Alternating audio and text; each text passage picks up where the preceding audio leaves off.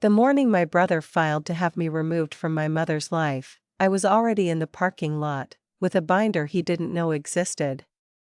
I want you to sit with that for a moment. Not the courtroom. Not the petition with my name on it, the one that called me volatile, unreliable, a source of distress. I want you to think about the parking lot. A Tuesday morning. My car running. 2 inches of paper on the passenger seat, rubber banded and tabbed, 2 years in the making. And my brother inside, certain he had already won. My mother's name is Dorothy. She is 81 years old. She likes her cardigan folded a certain way, collar down, sleeves crossed, and she has asked for me, I would later learn, at every single care meeting for 14 months. She was told I wasn't available. I drove 40 minutes each way to see her. Every Tuesday. Sometimes Thursdays. I knew the name of every nurse on her floor, the name of the aide who brought her dinner, the exact date her blood pressure medication was adjusted without anyone calling me first. I wrote it all down. I wrote everything down. My brother Kevin lives 2 states away. He visited 4 times a year. And somehow, after our father died, he became the family's point of contact at the facility. I didn't understand how that happened, not at first. I only noticed it, quietly, the way you notice a door that used to be open is now closed. I didn't say anything. I opened a folder instead. What was in that folder, and what it cost Kevin to find out, is what I need to tell you. The folder started with a single sheet of paper. A name, a date, and 4 words I had written in black ink at the top of the page, family dynamic. Their phrase. Not mine. That was 22 months before the hearing. And in those 22 months, I never once confronted Kevin directly. I never called him at night to ask what he was doing. I never sent the email I wrote and deleted 17 times. I just watched. I listened. And I wrote everything down. Let me tell you what the world looked like before I understood what was happening. Dorothy had been at Sycamore Ridge for 14 months when our father passed. She had moved there because her balance had gotten unreliable and she needed more support than either of us could give her alone at home. The facility was 40 minutes from my house. I drove it every Tuesday. Sometimes I came back on Thursday if she seemed tired at the end of the week, or if I had noticed something in her chart that didn't sit right with me. I knew which aides worked the morning shift and which ones stayed late. I knew that my mother liked the television turned low, not off, when she slept. I knew that she would not ask for help herself, not ever, because she had spent 60 years believing that asking was a burden. So I asked for her. Kevin came in from out of state. Twice in the spring, twice around the holidays. He brought flowers. He sat with her for 2 hours and then drove back to the airport. I am not saying this to be cruel. I am saying it because it is what happened, and because what happened matters. After our father died, something shifted at the facility. I didn't feel it all at once. I felt it the way you feel a draft. You don't see the window open, you just notice the room is colder than it was. The first sign was a Tuesday in March. I arrived for my regular visit and the charge nurse, a woman named Linda, who I had known for over a year, stopped me in the hallway with a look on her face I didn't recognize. She said, carefully, that she assumed I already knew about the care meeting that had taken place the previous Thursday. I told her I didn't. She paused. She said it had been listed as a routine check-in. I had not been told there was a meeting. I had not been invited. I had not been called. I asked Linda what was discussed. She told me, gently, that Kevin had attended and had requested that all care communications be routed through him going forward. He had presented himself as the family's primary contact. The facility had updated their records accordingly. I drove home. I called the facility director. She was polite. She told me that Kevin had expressed some concerns about the family dynamic. There it was. Family dynamic. A phrase so smooth it leaves no fingerprints. A phrase that means everything and nothing, that closes a door without ever admitting there was a door. I did not call Kevin. I did not call my aunt, who I knew had already spoken to him. I sat down at my kitchen table, opened a manila folder, and wrote the date, Linda's name, the director's name, and those 2 words at the top of the first page. Over the next several weeks, I began to hear things secondhand. A cousin mentioned, in passing, that Kevin had said I was taking this situation too hard. My aunt called to ask, gently, whether I was getting enough sleep. And then one afternoon my daughter, who I had raised, who knew me, called and asked, quietly, if I was doing okay. She said Kevin had mentioned I seemed overwhelmed. That I had upset some of the staff. I asked her when she had spoken to Kevin. She said he had called her. I thanked her for checking on me. I hung up the phone. I opened the folder. I wrote down, Kevin called my daughter. Told her I upset the staff. Date. Source. That was the moment I understood this was not a misunderstanding. This was a campaign. And it had been running for longer than I had realized. I began requesting copies of every document the facility sent to Kevin. I asked for care plan summaries. I dated every note I made by hand. I printed every email. I bought a 2-inch binder with plastic dividers and I labeled each section. Medical. Communications. Financial. Family narrative. That last one was the thickest. And then, 11 months in, I noticed something I had almost missed. During an unannounced visit Kevin had made in October, a visit I had not been told about, a visit that did not appear on the family calendar he and I nominally shared, my mother had signed a document. It was a power of attorney. Not for her general affairs. Specifically for her long-term care insurance account. The account that paid for Sycamore Ridge. The account that, as of that October afternoon, Kevin now controlled entirely. My mother had signed it. I do not doubt that. But my mother also believed, because she had been told, that I wasn't available. I put the document in the binder. I labeled it. I wrote the date of the visit, the date the document was filed, and the name of the account in the margin. I kept going. By the time I reached 200 pages, I had stopped counting. I just kept adding. Every meeting I was excluded from. Every voicemail from Kevin telling me I was making things harder for Mom. Every second-hand account of something I had allegedly said or done that I had no memory of saying or doing, because I hadn't. 214 pages. Tabbed. Indexed. Dated. And then the certified letter arrived. Kevin had filed a petition for legal guardianship. The petition described me as volatile. Unreliable. A source of emotional distress to my mother.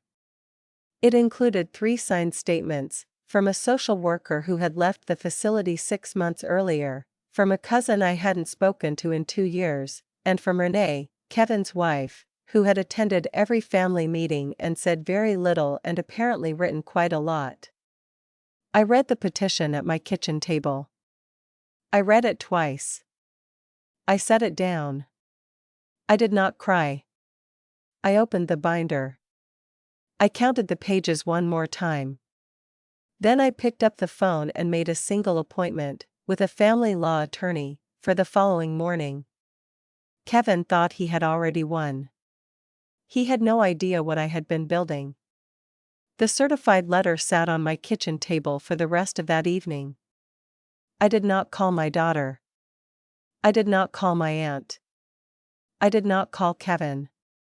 I made a cup of tea I never drank, and I sat in the quiet of my house, and I read that petition a third time, not because I didn't understand it, but because I wanted to understand exactly what I was dealing with. The language was careful. Legally careful. Words like pattern of behavior and documented concerns and the emotional well-being of the ward. Every phrase was chosen to sound clinical, objective, reasonable. As if someone had simply looked at the facts and drawn a reluctant conclusion. But I knew where those facts had come from. I had watched them being built. Let me take you back, because this part matters. About 14 months before that letter arrived, I had started noticing something at the nursing home. Small things, the kind you could easily explain away one at a time. A care coordinator who seemed slightly uncomfortable when I asked questions. A medication change I read about in Dorothy's chart rather than being told about directly. A Tuesday afternoon when I arrived and the charge nurse mentioned, almost in passing, that the family had already been updated. The family. As if I were not part of it. I asked who had been contacted. She checked her notes. Kevin Marsh, she said. He had called that morning. I drove home and I thought about that. Kevin, who lived in another state. Kevin, who had been to see my mother 4 times in the past year, I knew because I had started keeping track. Kevin, who had somehow become the person the facility called first, told most, and consulted before anyone else. I had let it go, the first few times. I told myself he was trying to help in the only way he could from a distance. I told myself I was being territorial, that this wasn't a competition, that what mattered was our mother's care. But there is a moment when you stop explaining something away and you start seeing it for what it is. That moment came on a Wednesday in March, when I drove to the nursing home for a care plan meeting I had been told was scheduled for 2 o'clock. I had it written down. I had confirmed it the week before. When I arrived, the conference room was empty. The meeting had happened at 10 that morning. I stood in that hallway for a long moment. Then I went to the front desk and I asked, very quietly, whether there had been a miscommunication about the time. The administrator I spoke with was kind. She looked at her records. She said the meeting had been rescheduled and that notification had been sent to the primary contact. I asked who the primary contact was. She hesitated. Then she said Kevin Marsh. I drove home. I sat at my kitchen table. And I thought about the phrase the facility director had used, months earlier, when I had first called to ask why I was being kept out of care discussions. Family dynamic. He had said Kevin had expressed concerns about the family dynamic. I had not understood, then, what that phrase was doing. I understood it now. It was a container. A polite, bureaucratic container into which Kevin had placed a story, and the story was about me. I opened a new section in the binder. Over the next several months, the story spread. I heard it in pieces, the way you always hear these things, secondhand, softened, delivered with concern rather than accusation, which somehow makes it worse. My cousin Linda called to check on me. She mentioned, carefully, that Kevin had said I'd had some difficulty at the nursing home. That I'd upset the staff. I asked her what she meant.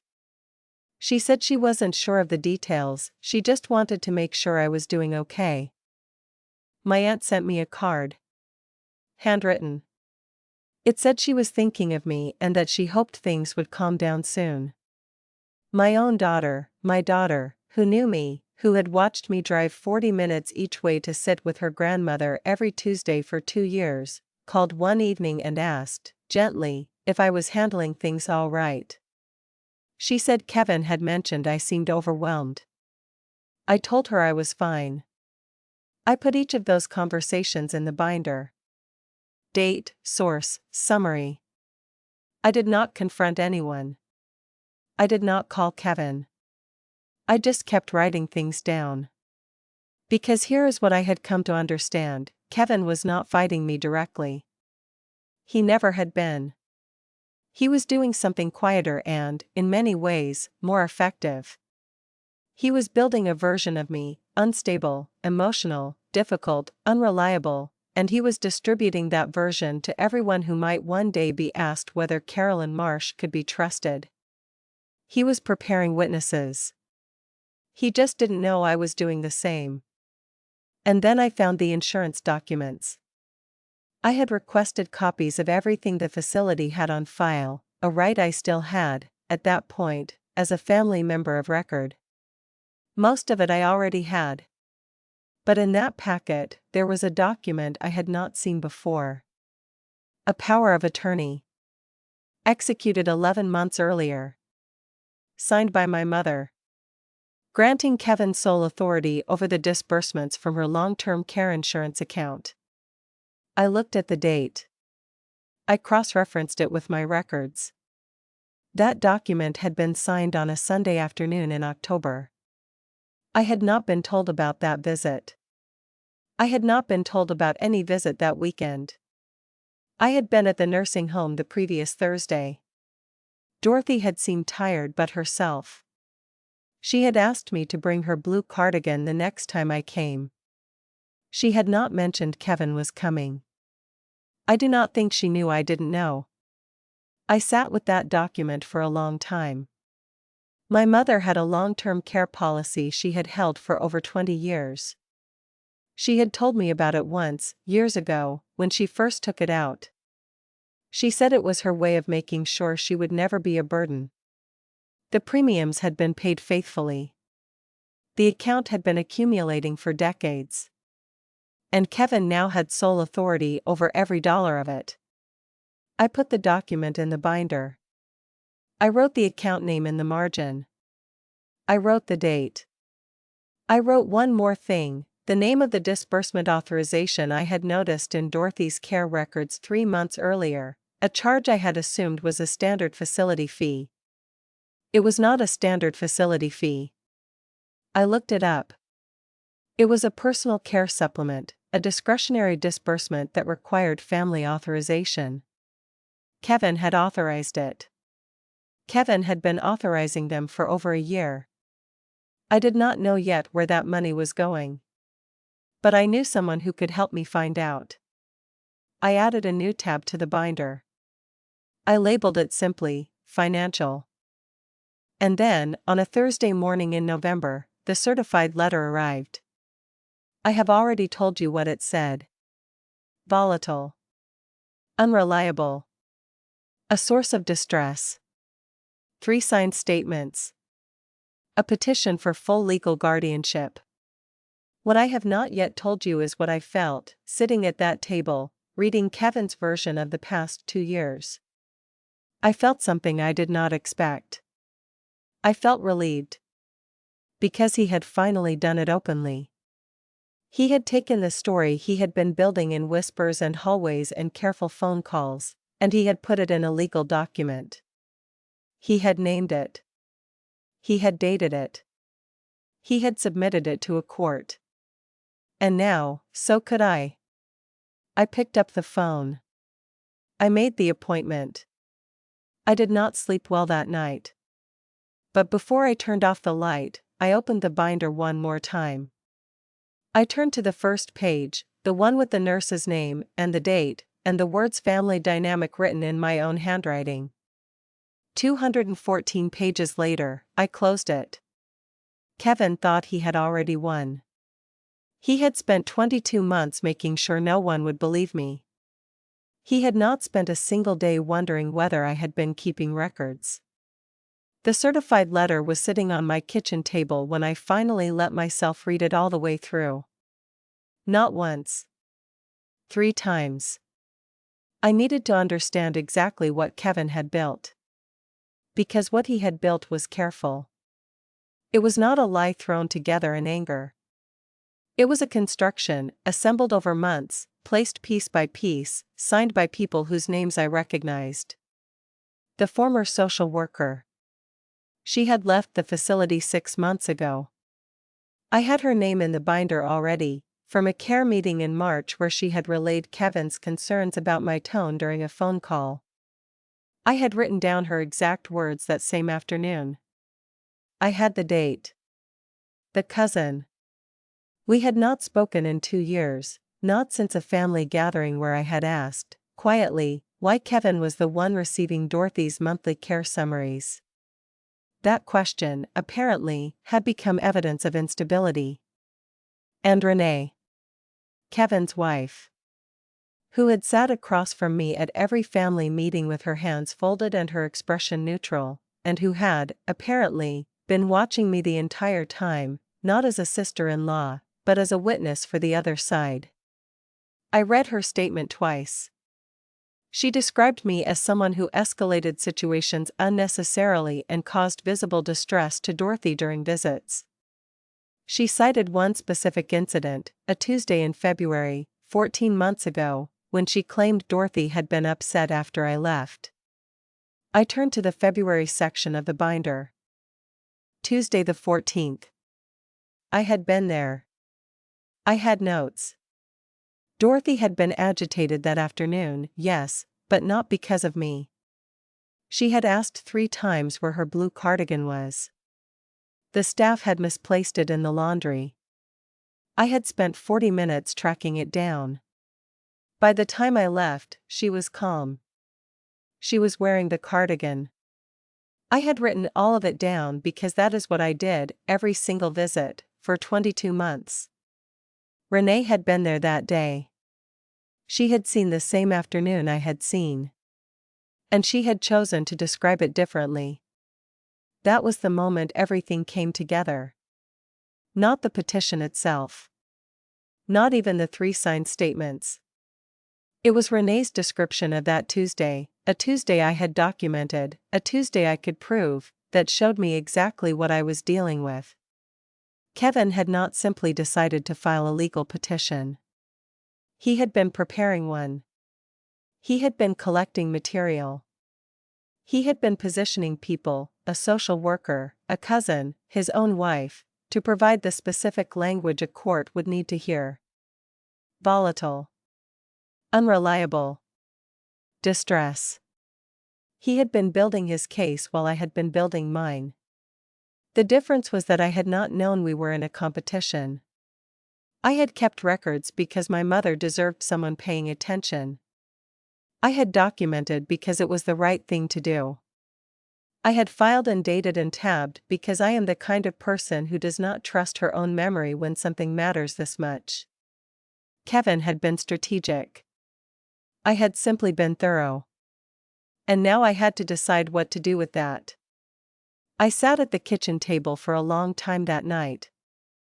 The binder was open in front of me. 214 pages. Every care plan. Every medication change. Every excluded meeting. Every second-hand accusation with a name and a date attached to it. The new financial tab with the disbursement records I had only just begun to understand. If I walked into that courtroom and laid this on the table, Kevin's petition would not survive it. I knew that. The attorney I had already called, I had not yet met her, but I had described the binder over the phone and she had gone quiet for a moment before she said, "Bring everything." But there was something else I had to sit with. Dorothy. My mother had been at that facility for 3 years. Kevin had been her listed primary contact for most of that time. He had attended 6 visits. I had attended 109. And somewhere in those 3 years, she had been told things about me, things designed to explain my absence at meetings I was never invited to, phone calls I never received, decisions I was never consulted on. What had she been told? What did she believe? I did not know yet.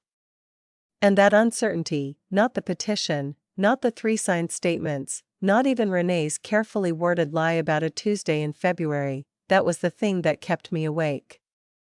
I turned off the kitchen light at midnight. Before I did, I added one more note to the financial tab. A question, not an answer. 3 disbursements in the past 18 months, each labeled personal care supplement. Each authorized by Kevin. Each for an amount that did not match any itemized service in Dorothy's care plan. I did not know yet where that money had gone. But the attorney would ask. And the judge would hear the answer. I closed the binder. I set it by the front door, next to my coat and my keys. Tomorrow morning, I would walk into a courtroom carrying 2 years of my own life in a 2-inch binder, and Kevin would see it for the first time. He had spent 22 months making sure no one would believe me. He had not spent a single day wondering what I might be able to prove. The courtroom was smaller than I expected. Fluorescent lights. A long table. Kevin in a gray suit, Renee beside him, her hands folded in her lap. His attorney, a man I had never met, arranged papers with the quiet confidence of someone who believed this was already decided. Maybe he thought it was. Kevin's attorney spoke first. He described me as volatile. Emotionally unpredictable. A source of ongoing distress to an elderly woman who deserved peace in her final years. He used the phrase pattern of disruptive behavior twice. He cited the 3 signed statements, the former social worker, the cousin, Renee, and he read a sentence from each one. I sat with my hands on the table. I did not look at Kevin. I looked at Judge Patricia Odom. She was reading. Taking notes. Not performing attention, actually paying it. I noticed that. Then my attorney said, "Your Honor, I'd like to submit Exhibit A." She placed the binder on the table. Kevin saw it. I watched his eyes find it. I watched him try to understand what it was. He leaned slightly toward his attorney and said something I could not hear. His attorney did not look concerned. Not yet. My attorney opened to the first tab and began. The date Kevin was listed as Dorothy's sole family contact, without my knowledge, without my consent, during a meeting I was told was routine. The care plan update I was excluded from 3 months later. The medication change I was not informed of. The power of attorney over Dorothy's long-term care insurance account, signed during an unannounced visit on a Wednesday afternoon when I was at work, when no one called me, when Dorothy signed a document she may not have fully understood. Then the financial tab. 3 disbursements over 18 months. Each labeled personal care supplement. Each authorized by Kevin. None of them matched a single itemized service in Dorothy's care plan. The judge set down her pen. Kevin's attorney began an objection. The judge raised one hand without looking at him. She looked at Kevin directly. "Were you present at your mother's facility more than 4 times in the past 2 years?" Kevin said yes. My attorney submitted the facility's visitor log. Kevin had visited 6 times. I had visited 109. The room was very quiet. 11 minutes after my attorney began, Judge Patricia Odom dismissed Kevin's petition. She used the word unsupported. She used the phrase significant documentation to the contrary. She scheduled a follow-up review of Dorothy's care account records, the disbursements, the authorizations, all of it. Kevin did not look at me when it was over. Renee gathered her coat quickly. They left without speaking. I sat for a moment after they were gone. My attorney was saying something about next steps, about the guardianship paperwork, about timing. I heard her. I answered her. But part of me was still back at my kitchen table at midnight, adding one more note to the financial tab, wondering what my mother had been told about me. I drove to the nursing home that afternoon. The staff knew. Someone had called ahead. The charge nurse met me at the door and said, "She's been asking for you." I did not understand, at first. Then she told me. For 14 months, Dorothy had asked for me at every care meeting. Every one. And she had been told, each time, that I wasn't available. That I was busy. That I had been hard to reach. 14 months. I stood in the hallway for a moment. I did not cry there. I saved that for later. I walked into her room. She was smaller than I remembered from 2 weeks before. They do that, they get smaller when you're not watching closely enough. Her cardigan was folded on the chair by the window, not the way she liked it. I refolded it without thinking. She heard me. She turned. She reached for my hand and she said, simply, "I kept asking where you were." I told her I was always coming. That I had never stopped coming. That nothing had kept me away except people who told her otherwise. She held my hand and closed her eyes. I sat beside her for 2 hours. I did not tell her about the courtroom. I did not tell her about the binder, or the visitor log, or Kevin's face when the petition was dismissed. None of that was for her. She just needed to know I was there. That was always the only thing that mattered. I didn't keep that binder to win a fight. I kept it because my mother deserved someone who was paying attention. Someone who would notice the medication changes and the missing meetings and the money that went somewhere it was never supposed to go. Someone who would sit beside her bed and refold her cardigan the way she liked it. I was always that person. Kevin spent 22 months trying to make everyone believe otherwise. He forgot one thing. I was paying attention. The judge has ordered a full review of the care account disbursements. I don't know yet what that review will find. I have kept every document, every receipt, every authorization, every date, every amount. Whatever is there, it will be found. Whatever was taken, there will be a record of it.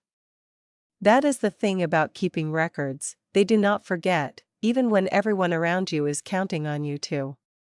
And I have one question I keep coming back to, not for Kevin, not for the court, but for you. If your mother had been asking for you for 14 months, and someone had been telling her you weren't available, how long do you think it would have taken you to find out?